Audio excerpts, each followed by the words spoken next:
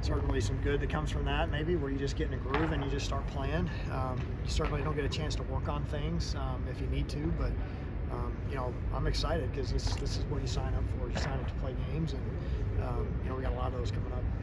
I know historically, like, this is the stretch when you guys get a lot of home games and start stacking the wins. Just what's the value of playing at home when you don't have to travel? It's not all the logistics that go into it. Yeah, you sleep in your own bed.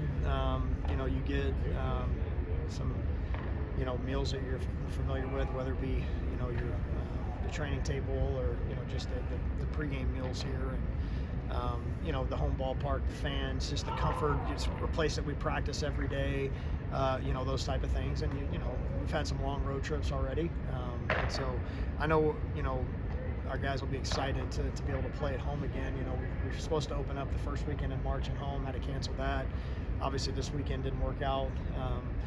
Probably would have had 10 inches of snow and we brought Long Beach here instead. We didn't get it, so it is what it is, but we're excited for the stretch we got coming.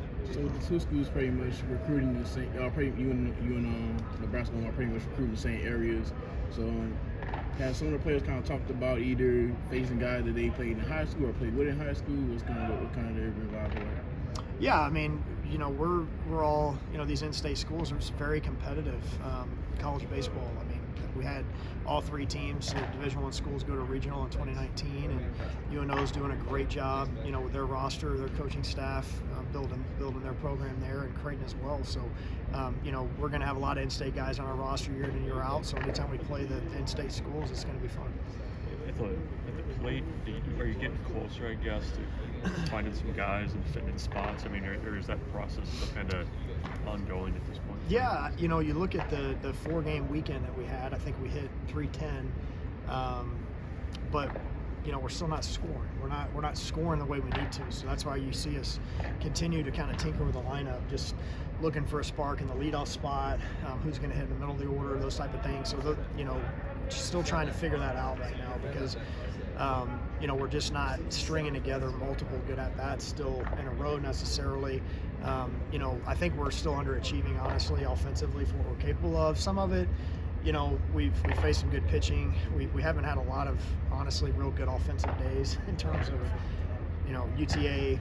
I mean, the ballpark played enormous there when we played there, and then obviously the other night it was pretty chilly and the wind was blowing in. So, and Globe Life is not a great hitter's park either. So I think we're probably better than what we've shown. I will see. I think you'll continue to see us improve, and we need to because 4 runs a game isn't going to cut. Have you guys been able to get the running game and the kind of pressure type stuff that I know you want to do? Have you been able to get that going? No, I mean, you saw it in one game basically there at the end of the 4-game set in Arlington. Part of us getting the leadoff hitter on better. I think we're only doing that about 30% of the time.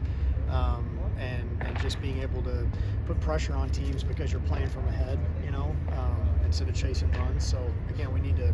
There's a lot of things that we have left to be desired a little bit right now from the offensive side of things. I think the pitchers have really stepped up. Offensively, we need to continue to get better. So from the offensive side, how does this stretch kind of test the depth of the team? Yeah, I mean, like you said, you're going to play a lot of games here coming up, and so there's no time to be tired. We're going to have to, roll some different guys in there, and you've seen, Garrett Anglim came in and gave us a spark, a couple weeks ago in Arlington, and or is that only a week ago? It feels like 2 weeks ago. But we're going to have some other guys maybe have to step up that you haven't seen yet. So, the depth is definitely going to be tested. And there's also going to be some guys that are going to need to be ready to play every day, too. What is the message to guys like Bryce or Cam, who obviously they've done it before, but they're not off to the starts that they want? How do you kind of handle when they're in, when they're not? Yeah, it's a tough game. I mean, it's a tough, it'll eat you alive if you're worried about your numbers. And, just keep having team at-bats, showing up at practice with a team in mind first, and get your cage work in and make some adjustments that need to be made. And those guys are high-character guys, and sometimes it's better to sit and watch. Sometimes it's better to jump right back in the fire, and we're going to need both of those guys without a doubt for us to get where we want to get to.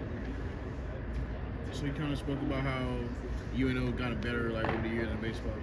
And obviously, when your playing days and your days of voluntary assistant to now, how have you kind of seen a rivalry between this kind of growth and UNO kind of growth? Yeah, I just think them making the transition to Division One, and just the way that they've recruited. I think they got a lot of not only good players but guys that love to play, and I think they've done a magnificent job with their program, and it's been kind of fun to watch from afar to see them do that. And now that we're back in state with them, I know a lot of the guys that they're good players, and they're well coached. Thanks, Coach. Thanks. You bet. Yep.